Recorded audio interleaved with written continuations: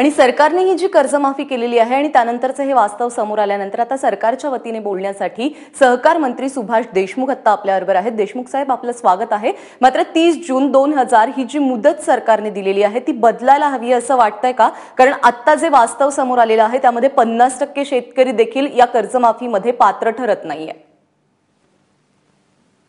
Madam, राज्यात जवळपास 1,30,00,000 शेतकऱ्यांची संख्या आहे। त्यामध्ये जवळपास 90 ते 92 लाख शेतकऱ्यांनी आजपर्यंत कर्ज घेतलेला आहे।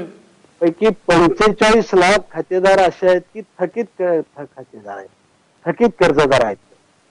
त्याच्यातले काही पुनर्गठन झालेले आहेत आणि काही नियमितपणे भरणारे शेतकरी आहेत। असे 3 प्रकारचे विभागलेले शेतकरी आहेत। आणि आज जे आपण म्हणतोय की 2016 ची मदत 2017 पर्यंत करायची। केंद्र सरकार आणि RBI रिझर्व्ह बँकेचं धोरण आहे, ज्यावेळेस दुष्काळ असतो, दुष्काळजन्य परिस्थिती असते, अशा पिरियड मध्ये फक्त या कर्जमाफीचा उपयोग करता येतो। उदाहरण 12-13, 13-14, 14-15, 15-16 मध्ये दुष्काळजन्य परिस्थिती आहे, 16-17 मध्ये दुष्काळजन्य परिस्थिती नाही। आणि दुसरं हे चालू वर्ष आहे आणि या चालू वर्षामध्ये पुढच्या वर्षाची जे पुढच्या 30 जून, आता 30 जून उद्या आहे मलाही कळतं, परंतु यावर्षी दुष्काळ नाही। दुष्काळ नसल्यामुळं हे रिझर्व्ह बँक कदापि मान्य करणार नाही। आणि मला असं वाटतं की रिझर्व्ह बँकेने काही गाईडलाईन दिलेले, त्या गाईडलाईन प्रमाणेच आपल्याला 2016 पर्यंतच आपल्याला कर्जमाफीचा लाभ या शेतकऱ्यांना देता येतो। आणि या उपर शेतकऱ्यांना सर्वांना कर्जमाफी मिळावी म्हणून राज्याने जे हे केलेलं आहे त्याच्यात मोठ्या संख्येने कर्ज। देशमुख साहेब, ही सगळी गोष्ट आहे किंवा या सगळ्या ज्या गोष्टी आहेत, निकष आहेत, ते मान्य आहेत। मात्र त्यामध्ये ज्यांनी पुनर्गठित कर्ज केलेलं आहे त्यांची मोठी अडचण झालेली आहे। कारण जर 1 लाख कर्ज त्यांचं आहे तर 25% त्यांना जर 25,000 मिळणार असतील तर ती मदत अत्यंत तुटपुंजी आहे। आणि 15,000 वगैरे त्यांचं कर्ज असेल तर त्यांना 5,000 रुपयेच मिळतात। याबद्दल आता शेतकऱ्यांचं म्हणणं आहे की ही अट किंवा ही जी 25,000ची लिमिट आहे ती 1 लाख करायला हवी आहे। याबद्दल सरकार काही विचार करणार आहे का?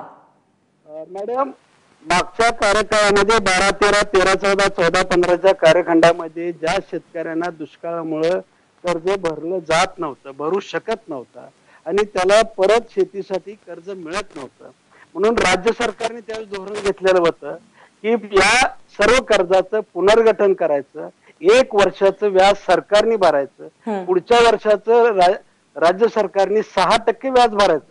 म्हणजे त्या पुनर्गठन शेतकऱ्याला ऑलरेडी त्याचा फायदा झालेला आहे। तो फायदा आणि अधिक हा फायदा त्याला 25,000 त्याला दुहेरी फायदा आहे तसा। म्हणजे प्रत्येक गरीब थकीत शेतकऱ्याचा राज्य सरकारने पुरेपूर म्हणजे विचार केलेला आहे। तुम्ही म्हणताय पुरेपूर विचार केलेला आहे, मात्र आम्ही जे वास्तव पाहिलेलं आहे त्यामध्ये एका गावामध्ये 5 ते 6 शेतकरीच फक्त या कर्जमाफीसाठी पात्र ठरत असल्याचं वास्तव सध्या तरी समोर येत आहे। देशमुख साहेब, खूप खूप धन्यवाद, तुम्ही ABP माझाकडे सविस्तर प्रतिक्रिया दिली त्याबद्दल। हा देशमुख साहेब, बोला। 5 ते 6% जर कर्जदार थकबाकीदार असतील तर राज्यातले शेतकरी सधन आहेत असं म्हणावं लागणार आहे। मग दोन्हीपैकी काहीतरी चुकतंय। राज्यातला जवळपास 45 लाख शेतकरी हा गरीब थकबाकीदार आहे कागदावरती आज, आणि आपण जर म्हणत असाल 6% हे माझ्या दृष्टीनं महाराष्ट्र राज्याला भूषण आहे। केवळ 6% म्हणजे रिझर्व्ह बँक सुद्धा मान्य करते की 6% कमी जास्त होऊ शकते, पण तशी परिस्थिती नाही।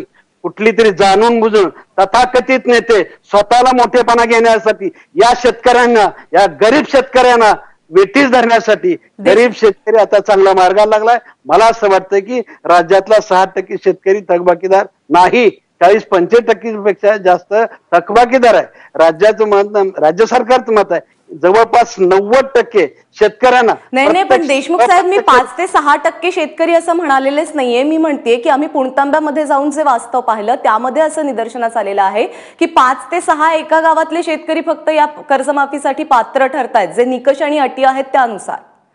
मला सांगा, अटी काय घातलेल्या आहेत? त्या सगळ्यांनी मान्य, सर्व शेतकरी संघटनेने मान्य केलेल्या आहेत। ज्या लोकांना नको वाटत होते, आमदार, खासदार, मंत्री, माजी सर्व खासदार, आमदार, जिल्हा परिषद सदस्य, महापालिका सदस्य नको म्हटले ते वगळलेले आहेत। जे कर्मचारी शासकीय असतील केंद्र शासकीय असतील त्या सर्वांना वगैरे चतुर्थ कर्मचारी फक्त बाज जे स्वतः शेती व्यतिरिक्त ज्यांचं उत्पन्न 3 लाखापेक्षा जास्त आहे, जे आयकर भरतात त्यांना सुद्धा याचा लाभ होणे, कारण ते स्वतः सधन आहेत. जे सधन लोक आहेत त्यांना ह्याच्यातून वगळलेलं आहे. जे गरीब आणि थकीत आहेत त्यांना मात्र 100% ह्याचा लाभ घेण्याचा प्रयत्न सरकारने केलेला आहे. ठीक आहे देशमुख साहेब, खूप खूप धन्यवाद. तुम्ही एबीपी माझाकडे सविस्तर प्रतिक्रिया दिलीत त्याबद्दल.